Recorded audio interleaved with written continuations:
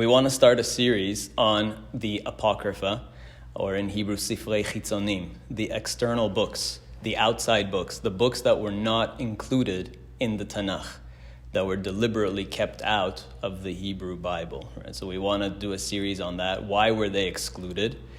And can we even study them? Are we allowed to study them? And what do they say? And we want to really go into those books. They are some of the most fascinating ancient books that we have. They're ancient books from the Second Temple era, over 2,000 years old. And they discuss all kinds of interesting matters. They are written in the style of scriptural books. It reads like Tanakh, but it was excluded from the Tanakh. And we want to explain why. And even though it was excluded from the Tanakh, in other later sources, our sages did quote from them. And some of the more famous ones are like the Book of Jubilees, which we mentioned before here and there. Another one was the Book of Enoch, Sifra de Chanoch, the Book of Chanoch. Remember Enoch, the Torah says that Enoch lived 365 years, and then God took him, and he was no more. It doesn't say he died. In a genealogical list of all the people after Adam, it says this person lived this many years, and this person lived this many years and passed away. And Enoch, it doesn't say he passed away. It says God took him.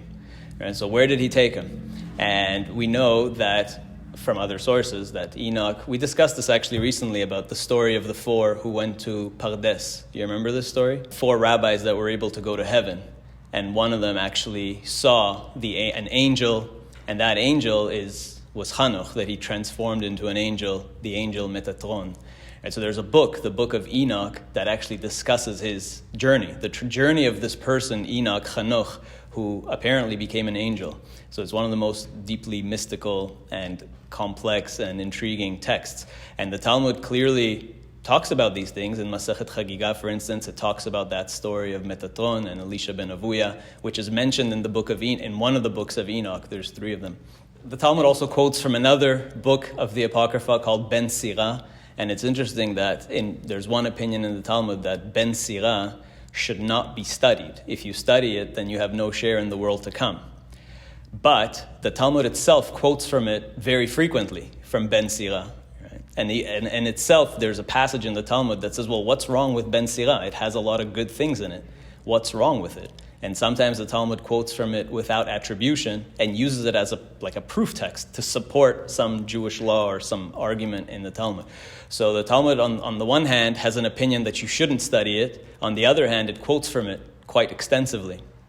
And the Book of Jubilees is quoted in the Midrash, and the Book of Enoch is quoted dozens and dozens of times in the Zohar, which is the main textbook of Kabbalah. So even though these books were excluded from Tanakh, they were still clearly being studied and used and cited in later Jewish texts. So we want to actually do a whole series and explore each of these, or not all of them, there's a lot of them, but many of them. And what's interesting is that actually today, it's hard to find the original Hebrew. Most of them we don't have the original Hebrew copies anymore. We actually just have Greek translations, presumably because they were suppressed by our sages and they weren't being passed around the original manuscripts were being suppressed, and so all we have is Greek translations. When was the Tanakh first translated into Greek? Anybody know? This is the story of the Septuagint. The first Greek translation of Tanakh took place in the 3rd century BCE by King Ptolemy, right? Talmai, he's called Talmai HaMelech, King Ptolemy of Egypt, of Hellenic Egypt, of the Greek Egypt. Remember, Alexander the Great took over the whole region, and then when Alexander the Great died, his empire was split into 3 or 4 pieces, and Ptolemy, one of his generals split his empire, and Ptolemy took over the Egypt part. And then the second Ptolemy after him, Ptolemy Philadelphus, he was a big scholar. They were all kind of philosopher kings, And Alexandria, which was the center, the capital of Egypt at the time, the Great Library of Alexandria, which was probably the most famous learning institution in the world. And Ptolemy wanted, a copy of he didn't want there to be any wisdom that wasn't in his possession. So he forced a group of rabbis to translate the Tanakh into Greek. And it's called the Septuagint, meaning the 70, because the story is that he got 70 rabbis to translate the Torah into Greek. We actually have a fast day to commemorate that event. The fast of the 10th of Tevet, one of the things that it commemorates is this day, because the sages say that the translation of the Tanakh into Greek was as bad as the day of the golden calf. Like, it was a really tragic event in Jewish history because of what you were saying, that when you translate something, you kind of by default, you're going to misinterpret it. People will not understand. You have to know the original language, or else people will misunderstand what it's saying. And then it led to the formation of, the Greek text led to various sects forming and various other religions and so on. So it was actually not a good thing for the Torah to be translated into Greek. That's what they said. However, there's different understandings of that event. Not everybody had such a negative view of that event. But anyway, the Tanakh was first translated into Greek in the 3rd century BCE, the Septuagint, and we have Greek versions of these apocryphal texts that were not included in the Tanakh, and the Christians use them. Right? Christian Bibles did have many of these texts, so that's kind of how they survived. They really mostly survived because of Christians preserved them in Greek and in Latin, and the original Hebrew for many of these was lost. The Book of Jubilees we still have in Hebrew. One of the books of Enoch, one version of the Book of Enoch we have in Hebrew, and some others. The Dead Sea Scrolls, some of these books were found among the Dead Sea Scrolls. Some were found in the Cairo Geniza. And so we do have some of the original copies. Anyway, they're very fascinating. But before we can get into the Apocrypha, we first have to understand the Tanakh itself. You can't, if you don't understand how the Tanakh was put together, then you're not going to get why the Apocrypha was excluded. Right, so first we have to go into how was the Tanakh put together, what were the criteria for including something in the Tanakh, and if you understand what makes something worthy of inclusion in Tanakh, then you'll know why these other books were excluded from Tanakh. So we're going to do a quick recap of Tanakh. So what is Tanakh? Why is it even called Tanakh? What does that mean? Okay, good. So we know that much, right? So Tanakh is an acronym for three parts to Scripture.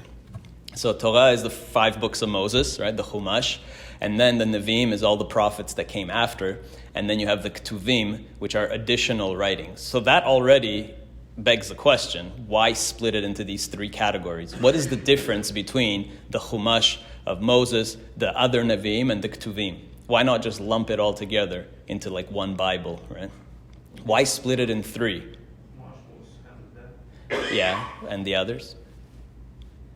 So the Chumash is unique because that's the prophecy of Moses, who was a unique prophet, greater than any other. But then why make a distinction between the other books? Right? That's already a question that we have to answer. What is the difference between Nevi'im and Ketuvim?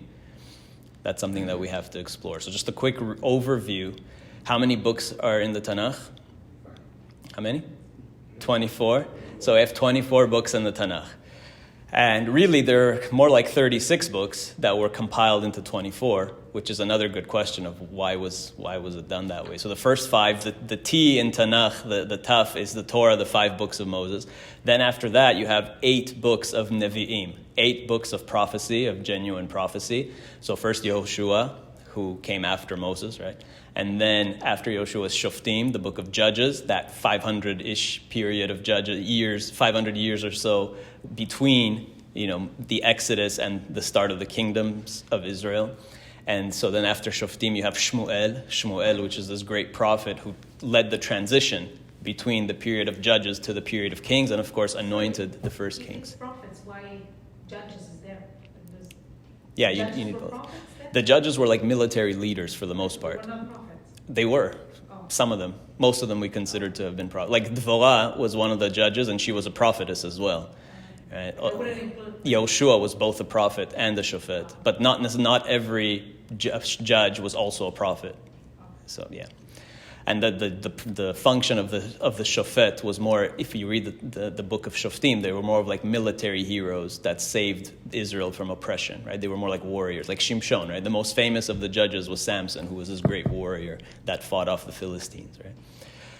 Then you have Shmuel. So Shmuel leads the transition between judges and kings. He anoints the first kings of Israel. And then after Shmuel, you have Melachim, the book of Kings, which relays the whole history of the kings of Israel, the 2 kingdoms within Israel. And then the 3 big books of prophets. Who are the big 3 prophets? Good. Jeremiah is one, Yirmiyahu, and Ishayahu, Isaiah, and Ezekiel. Good, Yechezkel. Those are the big 3, the long prophetic books. And then the last of the books of the Nevi'im is actually a collection of 12. It's called the Trei Asar, the 12, sometimes called minor prophets, although they were not necessarily minor. 12 prophets, minor because they're such short books. Some of them are just a chapter long, and so they were all grouped together into one, like the book of Yonah that we read on Yom Kippur, right? That's an entire book that we read on Yom Kippur. That's one of those 12 minor prophets, the Trei Asar. So those are the 8 books of prophecy. And then we have the remaining 11 books of Ketuvim. Okay? And then among those Ketuvim, we have 5 Megillot. 5 Megillah really means to reveal publicly. These are scrolls that were read publicly. So the most famous one is Megillat Esther, right, which we read on Purim. And then you have Shir haShirim, the Song of Songs, which is read by Ashkenazim on Pesach, and Sfardis read it really every Shabbat, every Kabbalat Shabbat. And then you have Eicha, which is read on Lamentations, which was written by Jeremiah when he describes the destruction of the temple. So when do we read that? Tisha B'Av. And then you have Kohelet, which is attributed to King Solomon. It's really a philosophical book. It's like the first existential text in history, right? It's very depressing, very negative. And so Kohelet is customary to read on Sukkot, to do a public reading, and I skipped one. What's the one that I skipped? The last one is Ruth, right? Megillat Ruth, and we read Ruth on Shavuot, because Ruth tells the story of really the origins of King David. Ruth is King David's great-grandmother. And King David was born on Shavuot and passed away on Shavuot according to tradition. So we read the book of Ruth, Megillat Ruth, on Shavuot. So those are the 5 Megillot. And then in addition, we have other kind of historical texts in the Ketuvim and poetic texts. Poetic, ethical, historical, like Psalms, Tehillim, Proverbs, Mishlei, King Solomon's words of wisdom, and the book of Job, Eov, and Ezra and Nehemiah, which are also linked together into one book about what happened when the Jewish people returned from Babylon to Israel to rebuild, the Second Temple era. And Divrei Hayamim, and I skipped Daniel, which we need to talk about, the book of Daniel. And that's a big question. Why is Daniel in Ketuvim and not in Nevi'im? Isn't Daniel one of the prophets? He's a Navi, no? So why is he not in the Nevi'im? Why is he in the Ketuvim? So there's Daniel, and then the last is Divrei Hayamim, the book of Chronicles, which really gives you a historical summary from the whole start of the Torah, from Adam all the way to the end to the start of the Second Temple era. Okay. So that's the Tanakh in a nutshell, 24 books. Okay. Now, who wrote these books? Who actually wrote all of these books? And the Talmud says like this in Bava Batra. It gives you a list of who wrote all 24. This is not a definitive list. There is room for other opinions here. Okay, Umiktavan, who wrote the books of Tanakh? Okay, we know who wrote the first 5 books, right? Moshe Katav Sifro. Moses wrote his 5 books, really. That's another question we need to address another time. Why 5? Why couldn't Moses just write it all in one book? I think we talked about this once a few years ago, so maybe some of you remember. It's a good question, no? Why do we need 5 books? It's one scroll anyway. You take it out of the ark, it's one scroll. So why do we call it 5? Couldn't it just be like 1? Chapters. You need Yeah, maybe. So you could have chapters. You can still have like 54 parshas, but why do you need 5 books, right?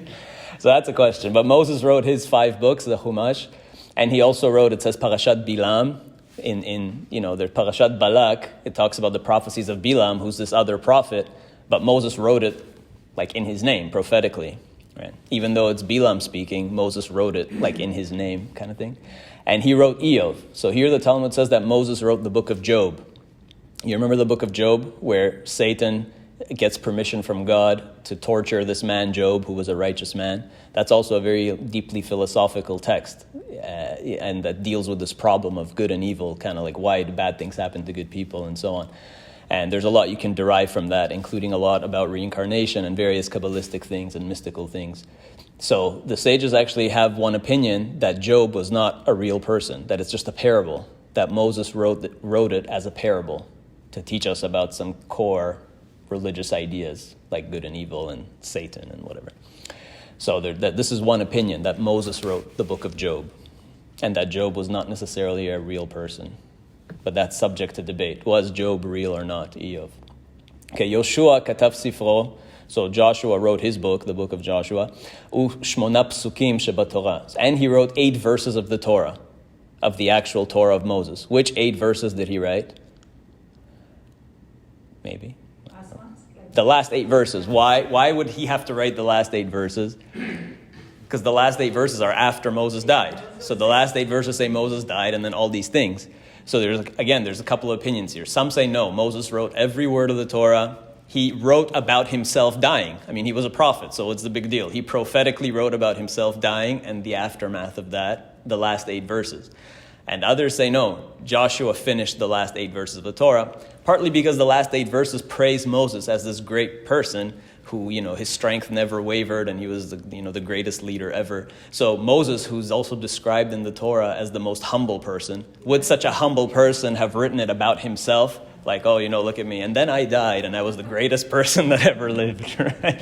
So probably not. He probably would not have written that about himself. So this is why some of our sages said Yoshua must have wrote those last 8 verses.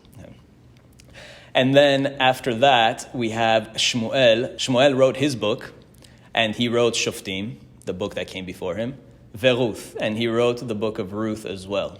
Okay. So here, and Ruth really, if you look thematically and linguistically, Ruth really belongs in Shoftim. The story of Ruth took place during the time of Judges, right? And so some even say that originally Ruth and Shoftim was one book, that Ruth was actually taken out as a Megillah, as something that we read publicly, out of Shoftim. And that seems to be supported by Josephus, because Josephus, who wrote kind of like a summary of all of Judaism and Jewish history 2,000 years ago, Josephus says that the Tanakh has 22 books. Now, why would he say that? He had the same books that we have, just probably what he meant when he said, he doesn't list them, but probably what he meant when he said the Tanakh has 22 books is that he included Ruth within Shoftim. And he included Megillat Eicha within Jeremiah, because Jeremiah wrote Eicha about the destruction of the temple. So it's possible that those two were actually extracted from bigger books to be read publicly. So Shmuel wrote Shoftim and Ruth and his own book. And although here there's also an issue. What's the issue of Shmuel writing his own book? It's kind of like the same problem as we just had with Moses. The second half is after he already died. So how could Shmuel have written it? Right? And so that's why later we see discussion that it was also written by other people like Natan and Gad. Natan and Gad were the court prophets of King David. So they would have written actually the second half of Shmuel. So there were other prophets around who would have filled in the other details. And David, he wrote Tehillim. We know that. King David wrote Tehillim. But he didn't write all of Tehillim.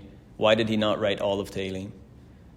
Because there's many Tehillim that say that it was written by somebody else, right? There's an introductory line in many of the Psalms that it wasn't King David. So he wrote it, it says, Al Yadei Asara Zkenim. He wrote it based on using 10 other older sources that he used. And who were they? They were Adam HaRishon, that Adam himself wrote some of the Psalms, like Mizmor Shir Le'Yom HaShabbat, that we sing, the Psalm for Shabbat. Melchizedek, who's Shem, I identified as Shem, the son of Noach, wrote some. Abraham wrote some. Moshe wrote some. One of the Psalms starts Tfilah leMoshe, Isha Elohim, right? So Moses wrote some of the Psalms too, actually. And Ve'al Yadei Heiman, Ve'al Yadei Yedutun, these are all other people that are mentioned in Psalms. Asaph and the sons of Korach, they're all mentioned in Tehillim. So David also used other previous Psalms when he put it together. And then Jeremiah, Yirmiyahu Katav, Sifro, he wrote his own book, of course. He wrote the Book of Kings, the whole history of Kings, Vekinot, and Lamentations, Eicha.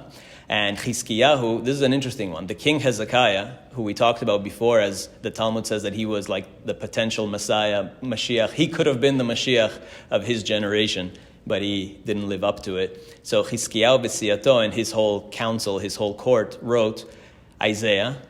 So Isaiah apparently didn't write Isaiah. Okay. But Isaiah lived at the same time as Hezekiah, and they were actually related by marriage. So Hezekiah's court, presumably including Isaiah, who was part of Hezekiah's court, wrote Isaiah. Because in Isaiah itself, Ishayahu kind of has two kind of halves as well. And it seems like there's an early Ishayahu and a late Ishayahu. So some of it was written by Ishayahu himself, and some was added by other prophets in King Hezekiah's court. And the three books that we attribute to King Solomon are Mishlei, right, Proverbs, Shir haShirim, the Song of Songs, and Kohelet, Ecclesiastes. But here it says it was actually composed by Hezekiah's court many centuries later. Probably what that means is King Solomon didn't write it publicly. He wrote it for himself, and it was passed down, father to son through the Davidic dynasty, and Hezekiah's court published it to the general public for the first time. That's probably how you solve this contradiction here, that it wasn't openly revealed until Hezekiah's time.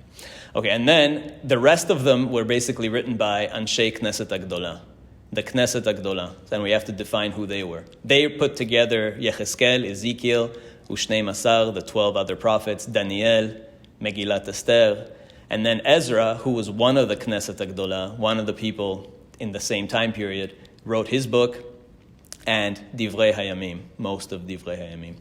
So that's what the Talmud says. So we have to now, first of all, define who are the Knesset Agdolah. Who are these people that put together all of these later? The Ketuvim were put together by the Knesset Agdolah, most of them. So who are they? The first Knesset, not like the Knesset in Israel today, but it's based on the same idea, yeah? So there were some among them. So when they came back, when after the Babylonian exile, when the Jewish people, or some of the Jewish people, came back to Israel, when they started building the second temple, the leaders in charge were called the Anshei Knesset Agdolah, the men of the Great Assembly. There were 120 of them, and the Talmud says that about 80 or 85 of them were actual prophets, the last generation of prophets, and the remaining ones were like the first sages, the first rabbis. Because the age of prophecy basically ended here. Why did the age of prophecy end? We say that in the Second Temple era, there was no true prophecy left anymore. Prophecy only existed in the First Temple, and there's various explanations for why. Some link it to the Ark of the Covenant, that as long as the Aron HaKodesh was around, the Ark of the Covenant, that gold thing that they carried around in the wilderness, as long as that was around, that was like a conduit for prophecy. It was like a big receiver. So you needed that to prophesy. And once that was destroyed or hidden or disappeared, it wasn't present in the Second Temple. Once the Babylonians took it, we don't know what happened to it. There's many conspiracy theories and many other legends about where the Ark of the Covenant is, what happened to it. Most likely it was just destroyed, but some people think it was passed around all over the place. Anyway, once it was gone... So, in the Second Temple, the Holy of Holies was empty, basically? Right. There was no Ark of the Covenant in the Second Temple, in the Holy of Holies in the Second Temple. That the room was still there, and the Kohen, the high priest, the Kohen Gadol would still go there, and he would place the incense on that rock, right? Where the Dome of the Rock is today in Jerusalem, it was built on top of the temple, and that rock, which is called Even Shtiyah, the foundation stone. This is the point from which creation began, and this is the place where Abraham took Yitzchak for the Akedah, and many other great events happened on that particular point. The summit kind of the Temple Mount. And so that he would place the incense, the Kohen Gadol, on that rock because the Ark of the Covenant was no longer there in the Second Temple. It's probably the same rock. It is? Yeah.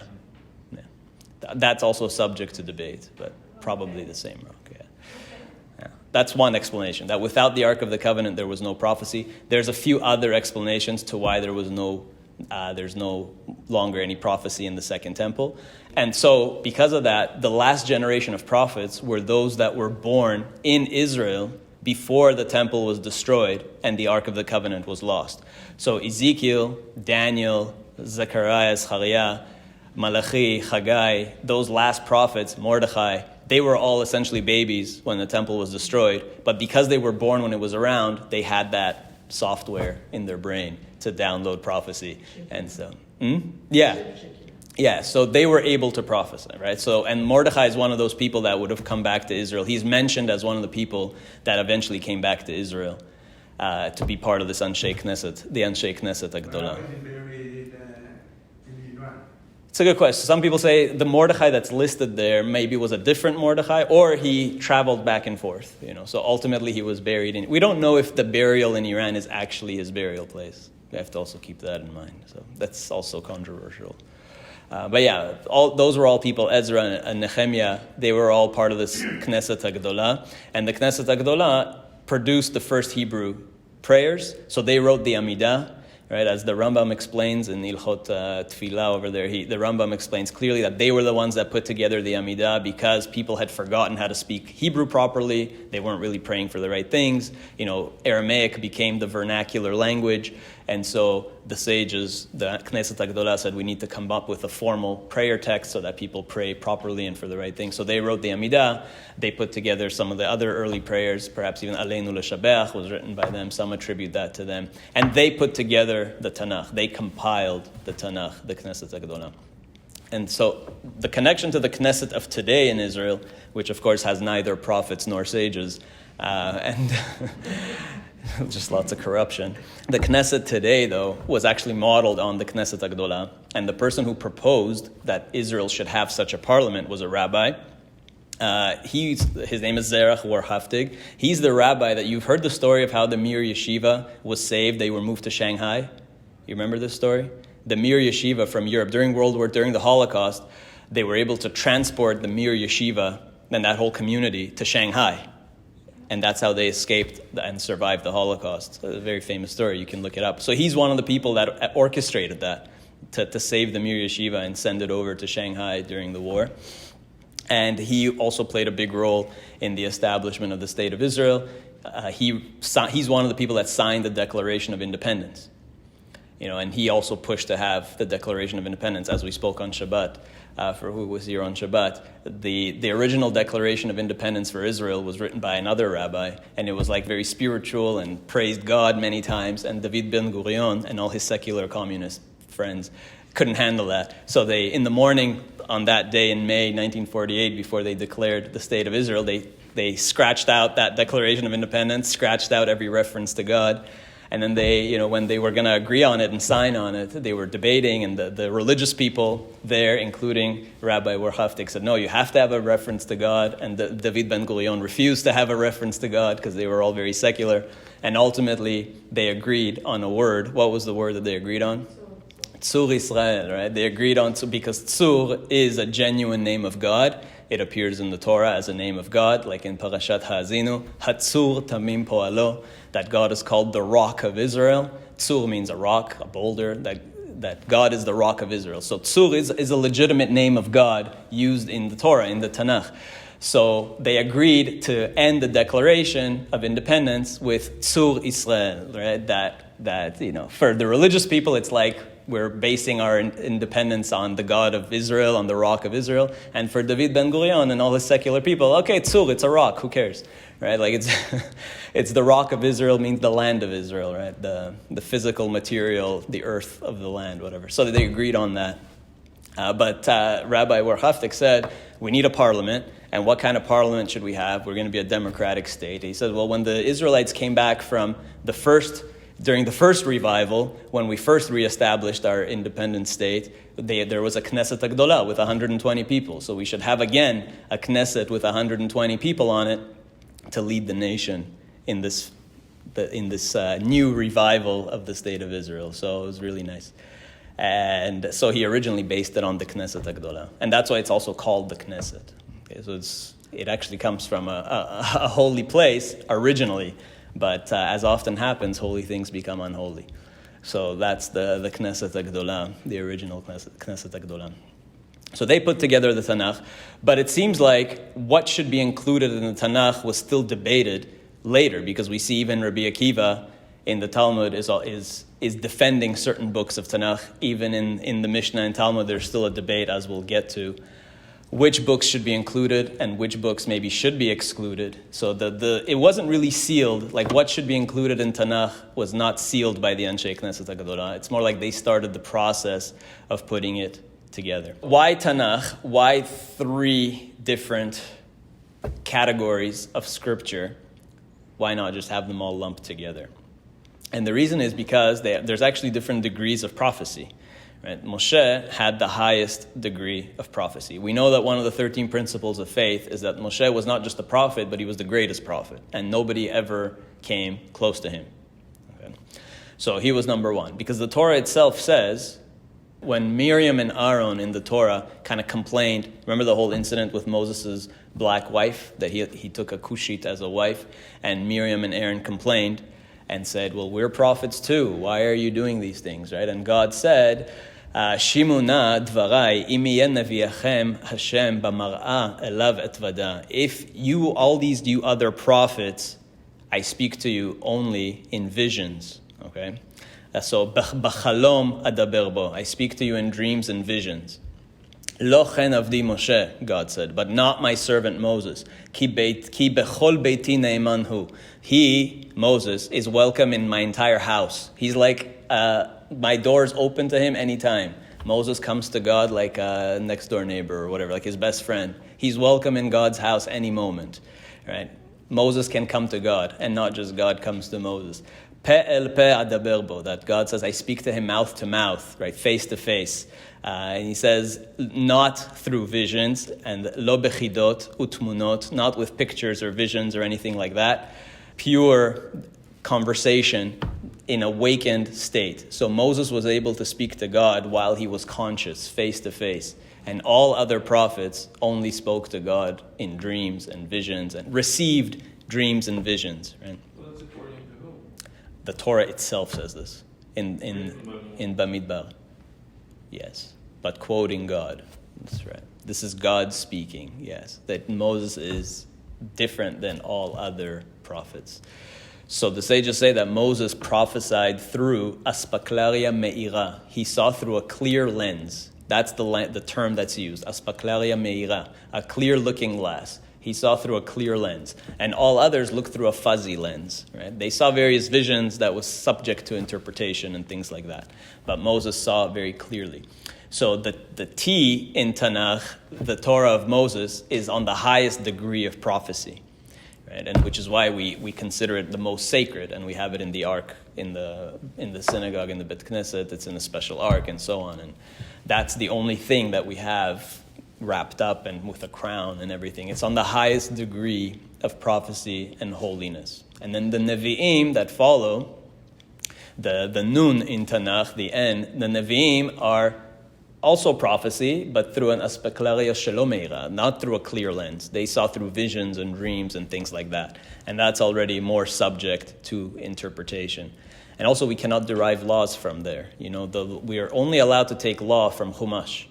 So the Nach, Nevi'im and Ktuvim cannot be a source for any laws. It can only support existing laws. And so like the Talmud will often quote a verse in Nach as an asmachta, as a support for an existing practice. But you cannot make up or derive new laws from Nach. Only Moses' 5 books represent God's law or contain God's law. Yeah, we read the Haftarah from Nach. That's right. Yes. Yeah. But even that's not like in a special scroll, right? You can just read it from any book, with the Nikud and Nikudot and all that. So that's the second level, is the Nevi'im, which is still prophecy, but not through a clear lens. Okay? So then what does that make of Ktuvim? What do we make of Ktuvim? So if it's not either of these, what is that? What is the third level? So it's called Ruach HaKodesh, like a Holy Spirit, right? A divine spirit, a divine inspiration, let's put it like that. So it's not considered genuine prophecy.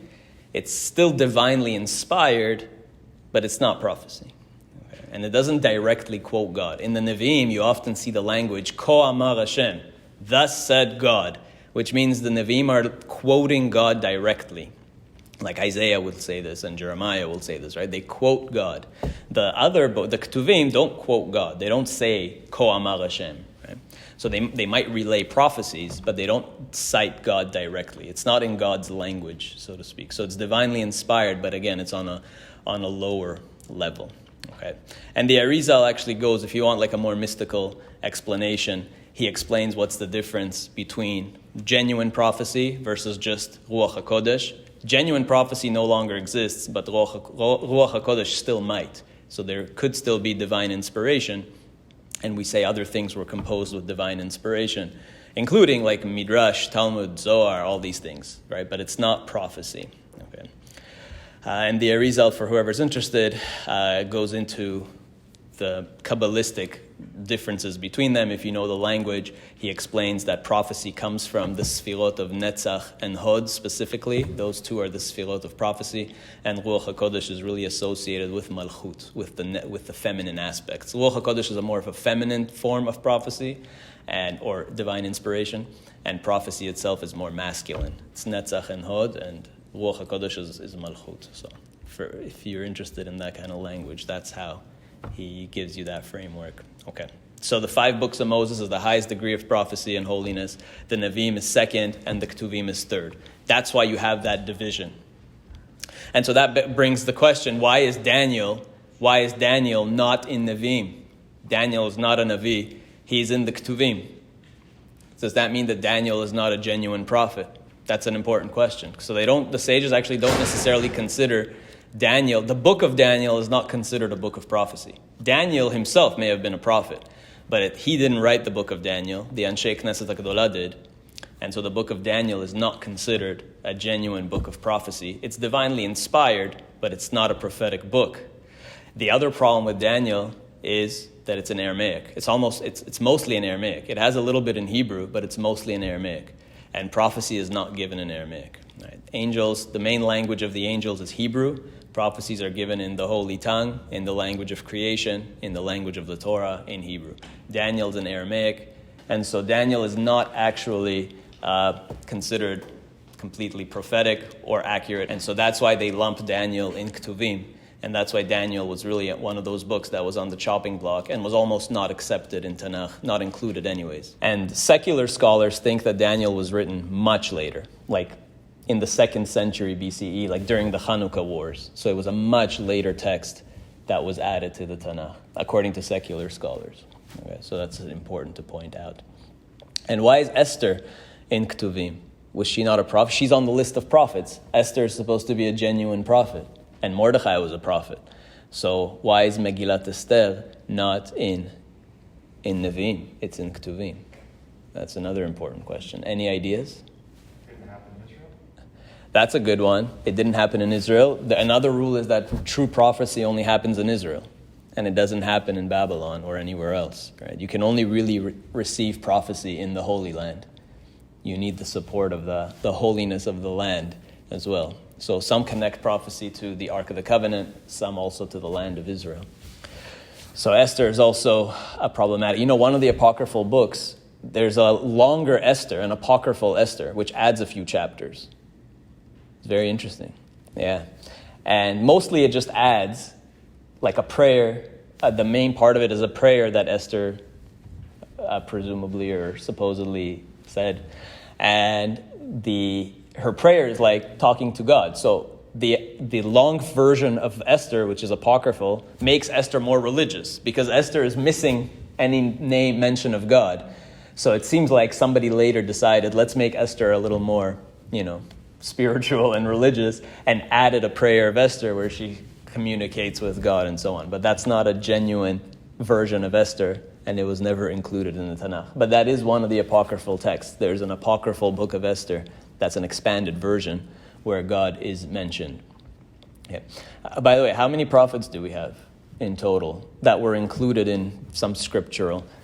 The Talmud says there were millions of prophets, right? There were many, many prophets in the age of prophecy. But how many do we actually have their writings were preserved and that we still have some sense of what they prophesied? We have 48 male prophets and 7 female prophetesses. So if you look throughout the Tanakh, there's only 7 women and 48 men who actually relay some kind of prophecy that we still have preserved until today. Who are the 7 women? The 7 women are, well, let's see if you can. Good, we mentioned that. What else? Mm-hmm. What made them prophets? To communicate with God. I guess not Sarah? Or receive some kind of prophetic vision of the future that came true. Sarah, good. What else? Almost. Well, her Rivka is, technically Rebecca is her Hebrew, Patty's Hebrew. Rivka is, but she's not included in this list because she doesn't actually relay a prophecy. And Rachel? a specific prophecy. They don't relay we say that they were prophetesses. So like, Still cries for the children. that's right. So we say that all the foremothers were prophetesses and had prophetic ability, but they don't actually relay any prophecy in Tanakh. Like nowhere in Tanakh does it say that Rachel or Leah said something about the future or anything like that, right? So that's why they're not included in this list of 7. It's not a definitive list, just these are the 7 that we actually have some prophecy that they said. So Sarah actually had a communication with God in the Torah. Miriam had, for sure. It says Miriam HaNeviah. The Torah calls her a prophetess, right? So we have Sarah, Miriam, Dvorah. We said Esther, and we are missing 3. Nope, not a prophetess. A great woman, but not a prophetess. So the others are Hannah, the mother of Shmuel, and she's a source of how we learn a lot about prayer from her as well. And Abigail, who was one of the wives of King David, Abigail, and Huldah. Huldah was a prophetess in the time of Jeremiah, a contemporary of Yirmiyahu. And she's quoted in the Tanakh as relaying a prophecy. So Esther's really an interesting case because that's another one that almost didn't make it in the Tanakh because, again, it doesn't mention God's name. It tells an important historical event, but it seems not very religious, right? It's written almost in the style of like a comedy or a play. It's very ironic. Everything is v'nafochu, everything's upside down. It seems like it's 10 chapters. It's like 10 acts of a play. It's set up like very much like some kind of piece of entertainment. And what's amazing is the Dead Sea Scrolls. We've all heard of the Dead Sea Scrolls, right? It's a cache of scrolls from about 2,000 years ago. We found already something like 900 scrolls. Among the 900 scrolls, you basically have every book of Tanakh, but not Esther. There's no Megillat Esther in the Dead Sea Scrolls, which for many means that there were a lot of Jews that actually didn't hold by Esther 2,000 years ago. At least those Jews in Qumran, maybe the Essenes or whoever, there were Jews that didn't hold by Esther and didn't think of Esther as a holy text 2,000 years ago. Yeah. Yes, that's right. Right. That's a rabbinic interpretation. That's right. Yes. If we say that whenever Hamelech is mentioned, the king, without any attribution, and it doesn't say Achashverosh, that's actually referring to God. But that's more of a rabbinic interpretation. That's more of a midrashic thing, right? That's not the pshat meaning of the story, right? So Esther is also a little bit controversial. What's interesting with the Dead Sea Scrolls, though, is the Book of Jubilees. There's tons of them. There's at least 15 Jubilees there. So Jubilees we don't accept in the Tanakh, but it's all over the place in the Dead Sea Scrolls. Ethiopian Jews had it in their Tanakh, but that's probably because the Ethiopian Orthodox Church had it in their Bible, right? But maybe not. They might argue that they had it because they were exiled. Their ancestors were exiled to Ethiopia before the Second Temple was destroyed. And at that time, Jubilees was very popular. And Jubilees is quoted in various midrashim, as we'll get to later. So it was something that was studied. Jubilees was studied by Jews. Even though it was an apocryphal text, it was very popular. I have a theory for why Esther isn't found in the Dead Sea Scrolls. And it's related, it's kind of the same idea. Esther and Jubilees are at odds with each other for one big reason. Probably the reason that Jubilees didn't make it into the Tanakh is because it argues for a solar calendar. So Jubilees is very critical of our lunisolar calendar, right? We have lunar months, but then we have a 19-year cycle where we stay synchronized to the sun, right? We add leap months every 2 or 3 years to stay in sync with the sun, but we have lunar months. So we're lunisolar. And the Book of Jubilees argues that that's not a good thing, that we should go strictly solar, and it doesn't like the fact that the Sanhedrin would announce the new months. So the Jubilees community, the Essene community, which was heavily based on the Book of Jubilees, the Essenes did not accept the Sanhedrin announcing the new months. And this was a big debate. We talked about this before when we talked about Pharisees, Sadducees, and Essenes. If you remember, the Pharisees, Sadducees, and Essenes had slightly different calendars. So they had slightly different Rosh Chodeshes. And it was very frustrating 2,000 years ago because people celebrated holidays on different days sometimes. And by the way, that's why when we do the Rosh Chodesh, Achrazat Rosh Chodesh, when we announce the new month, if you noticed in the text of the prayer, when we announce the new month on Shabbat, it says, all Israel are friends. Why is that there? Why do we have to say that all Israel are friends? You know? Huh? Yeah, because the calendar was highly controversial 2,000 years ago. Because the Pharisees, Sadducees, and Essenes, these three big sects of Judaism 2,000 years ago, didn't agree on the calendar. And so part of the prayer of when we announce the Rosh Chodesh is like, okay, take it easy, people. We might not all agree on when Rosh Chodesh is, but like, we're all friends here. Right? They were actually using different calendars. Yes, they were using, yeah. Yeah, and the Essenes celebrated Shavuot on the 15th of Sivan. So yeah, it was tricky. It was definitely a problem, right? The Talmud even tells a story. There was a debate between two rabbis about, I believe it was Rabban Gamliel and Rabbi Yoshua, where they had a different interpretation of when Rosh Chodesh is and when Yom Kippur would be. And it's a very famous story that maybe we'll discuss one day. So that was a problem when today we have a fixed calendar, so it's not an issue. Now, the lunisolar calendar is definitely better than the Jubilee calendar because... Yes.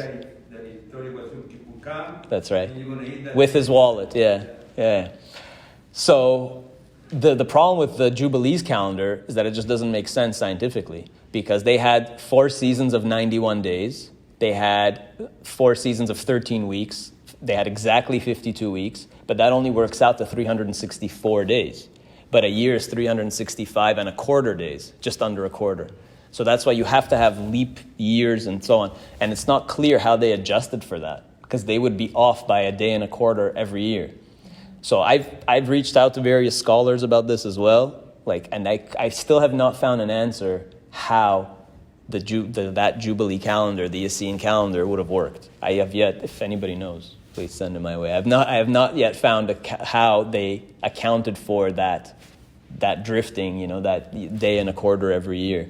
So our calendar just works really neatly because it just stays in sync with both the sun and the moon, or it used to be more in sync with the moon. Now it's more or less in sync with the moon because we have a fixed calendar. So what does this have to do with the Esther Jubilees debate? Why does the Dead Sea Scrolls, which was produced by the Essene community, have so many Jubilees and no Esthers?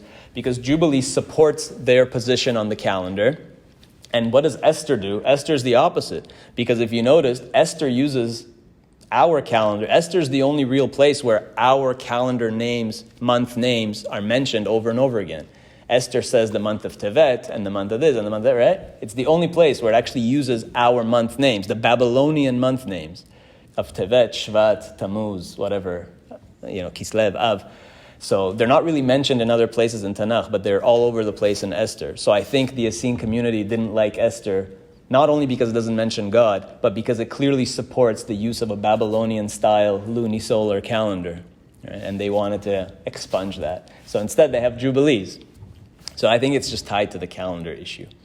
That's my theory for why Esther is not in Qumran. Okay, let's summarize this. What are the criteria for having a book in the Tanakh? So really, what was the criteria of the Knesset HaGedolah and the subsequent sages of including a book in Tanakh? Basically, it has to be valuable either for past, present, or future. So either it tells a really important story about the past, it has historical value that fills in a gap that we need about the history of Israel and the Jewish people, or it tells us prophecy for the future, something that's yet to come, so it's valuable to know what's coming, or it helps us in the present. It gives us some advice to how we should live now, how better to connect to God, whatever it is, ethical, musar, like Mishlei and Psalms and things like that.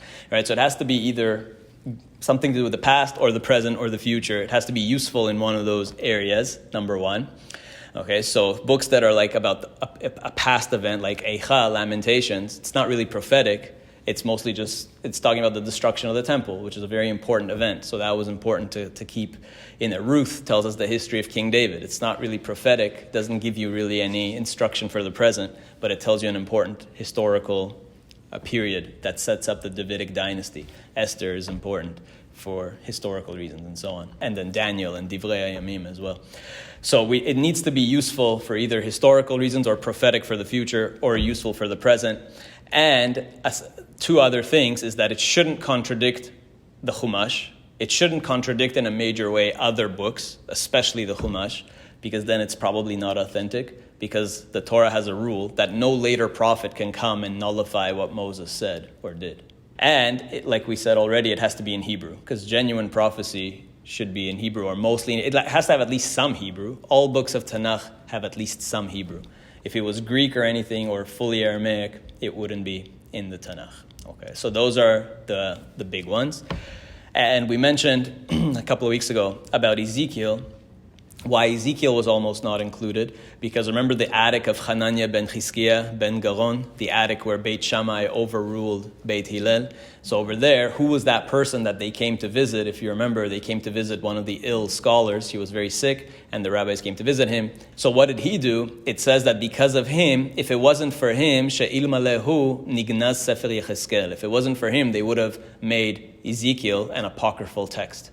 2,000 years ago, this person, Hananiah ben Chizkiah, made sure that Ezekiel would not be removed from Tanakh.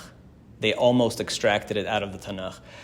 Why? Because shayu dvarav sotrin divrei Torah, because it had contradictions with the Torah.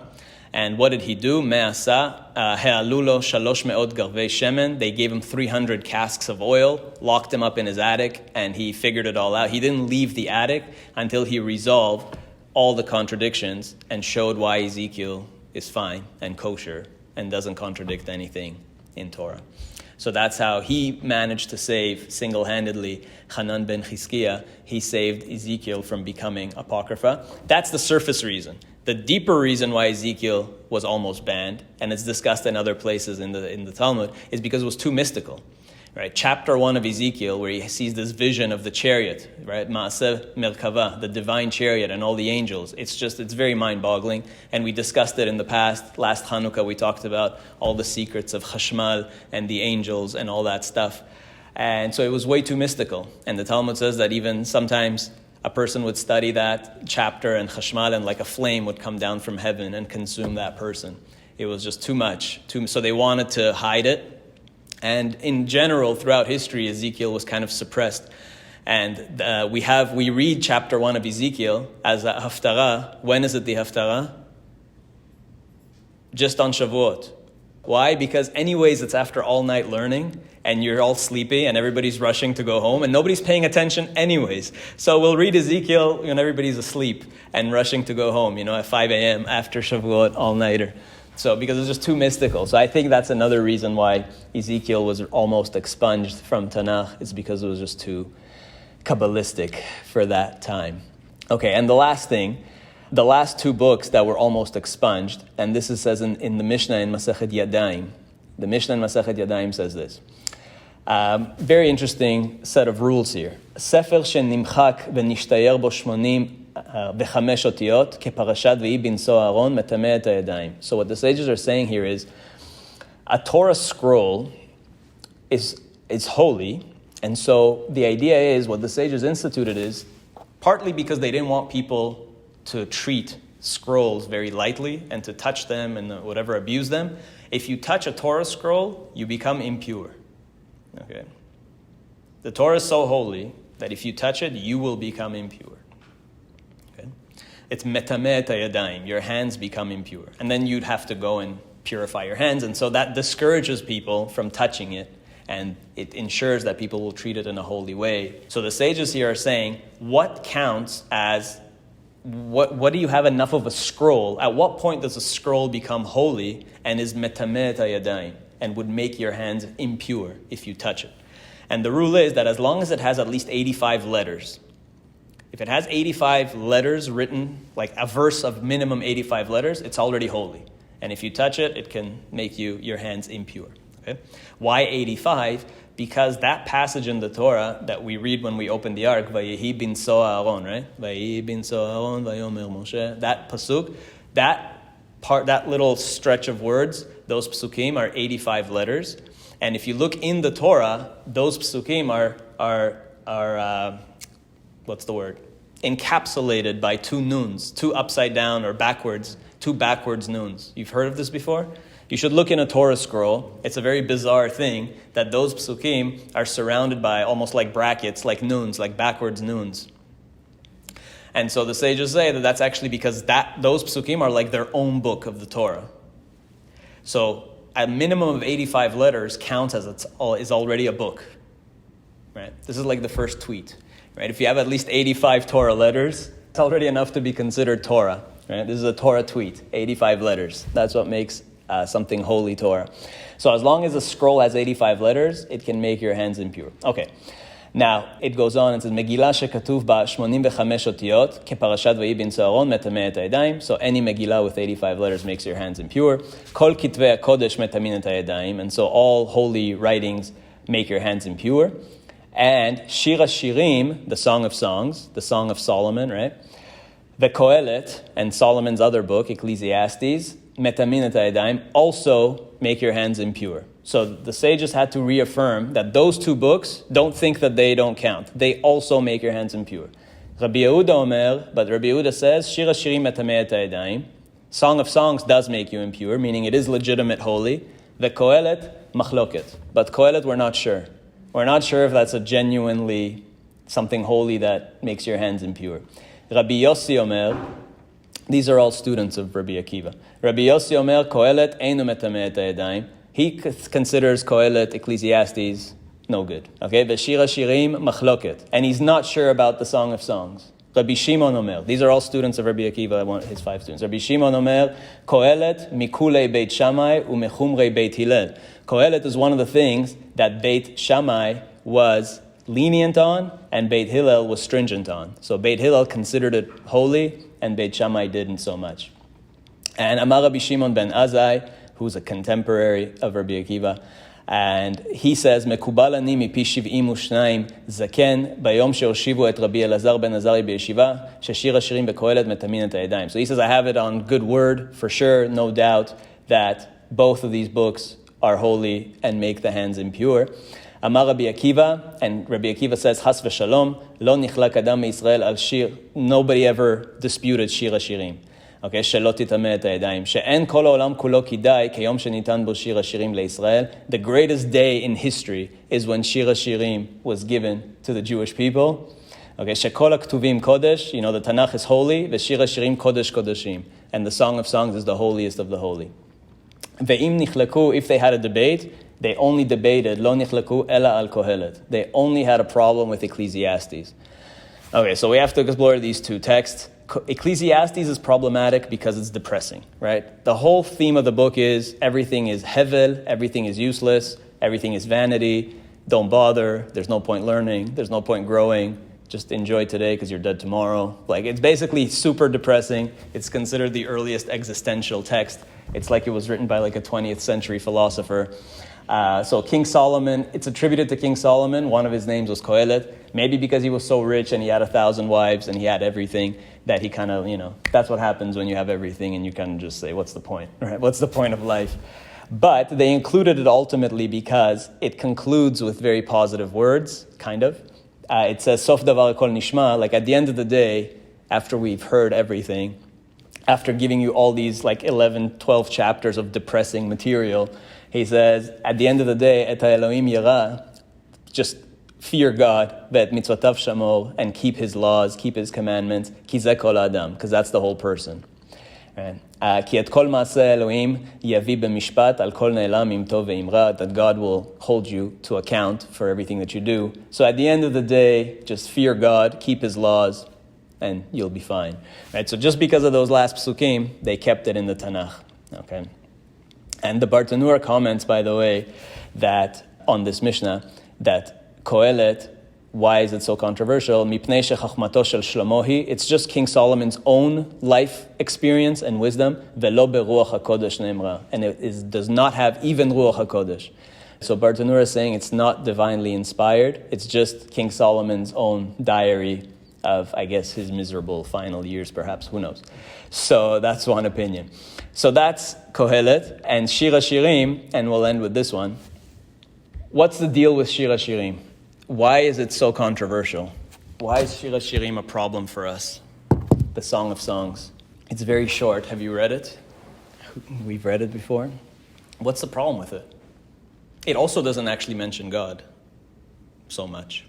The whole thing is a love story, right? It's basically just two people saying how much they love each other in very graphic language, very explicit, very poetic, and so on. So it was too sexual. It's almost like, like a 21st century like hip hop song or something. Some of the verses will make you blush for sure. Yeah, so that's why some people wanted to have it removed, because it doesn't really talk about God. Like, what's the point of this story?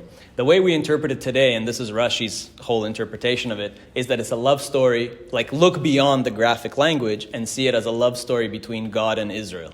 Israel is the bride and God is the groom, and it's basically just like how much we love each other. And that's become the pshat understanding of it. But that's not necessarily what it was meant for. And of all people, it's Rabbi Akiva who defends it. Why would Rabbi Akiva defend this book? If you think about who he is, why would he be the one that defends it? Now, Rabbi Akiva wanted to defend it. People were trying to get rid of it because essentially sexual matters tend to be, they're very private, they're very intimate. And generally in religious circles, in all religions, we tend to kind of try to avoid it and not talk about it, right? Because there is real danger there. Like, sexual sins are among the most terrible and the most tragic, and the Torah has many prohibitions, right? One of the biggest groups of prohibitions in the Torah is related to sexual sins. So it's something that we're very careful with and don't want to transgress. So that's why to have this book in Tanakh is very kind of uncharacteristic. But then there's this trend of kind of like suppressing sexuality, and that can make it very unhealthy as well. You don't want to suppress it too much, and then the extreme of being celibate forever and having like all platonic relationships is also no good. Like, we shouldn't see this thing exists for a reason, and it's not sinful by default, right? The Ibn Ezra actually comments, he says that sexual intimacy is there for three reasons, not just reproduction, right? Like, sometimes in the religious world, people tend to have this view that it's a necessary evil, and that's more of a Christian view. That's not a Jewish approach, that we should only basically just do it for reproductive purposes. The Ibn Ezra says that's not true. That reproduction is one aspect of it, but it's a very low aspect of it. If you see it as only for reproduction, well, animals do that also. So that's not what you're supposed to, that's not the end of this, that's not why God created this whole thing, right? So the lowest level of it, like on the nefesh, the low level of it is for procreation. But above that, there's also an aspect of health, for the body and for the mind and emotionally, and to be intimate with your spouse and in a kosher, union.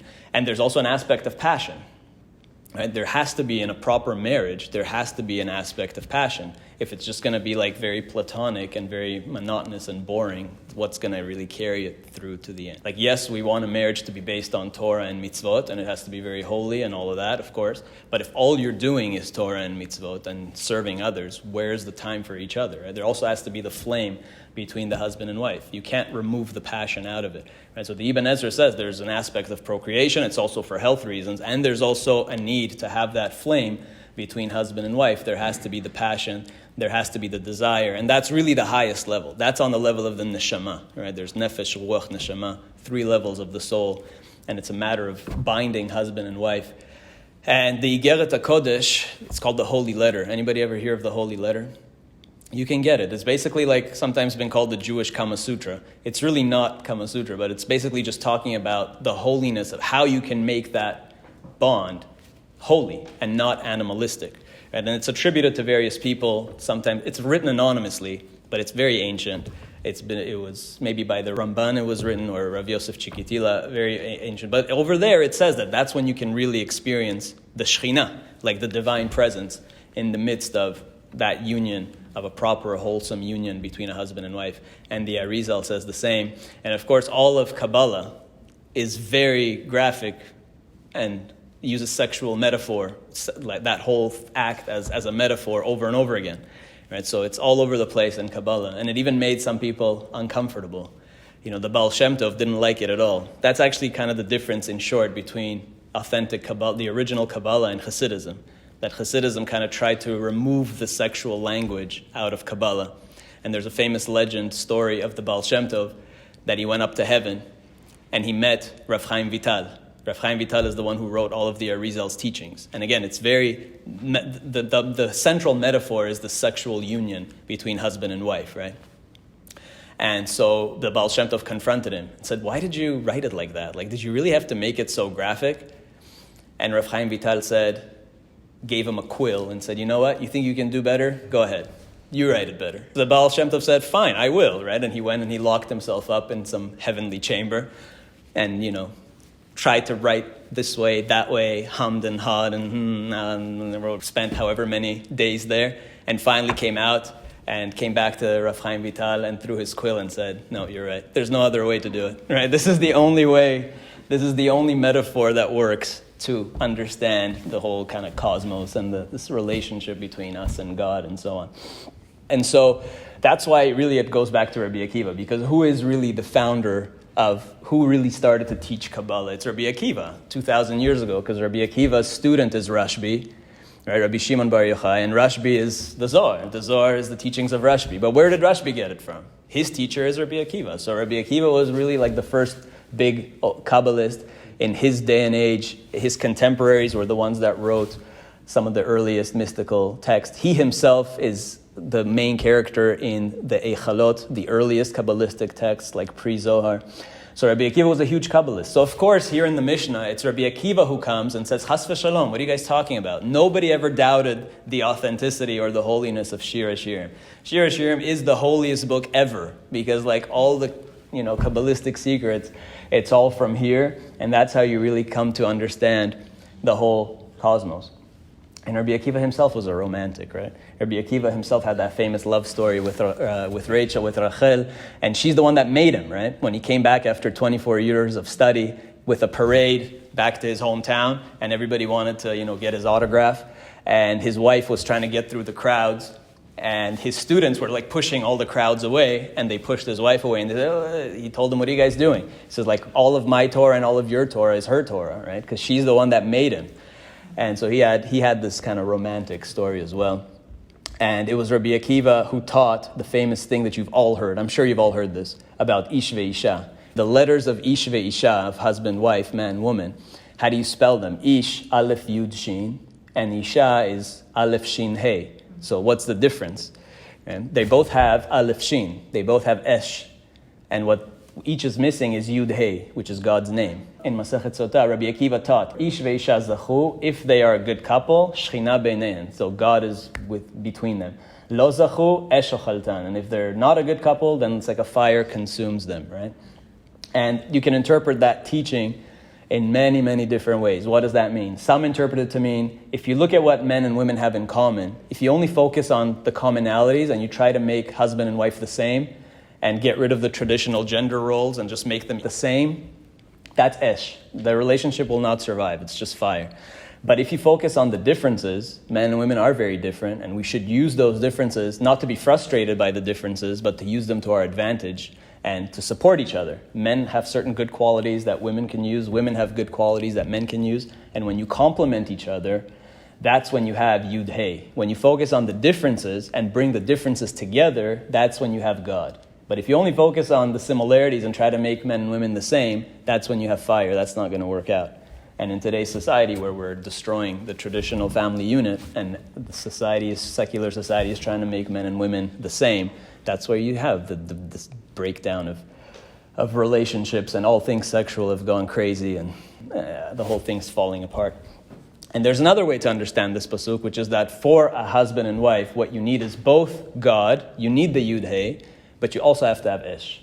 Right? You can't just have, you need to have Torah and Mitzvot. That's the foundation of the relationship.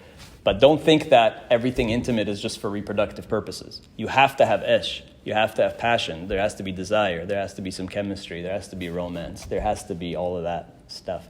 And that's why Shir haShirim is so important, because it's the most romantic ancient text, probably, that you'll ever find.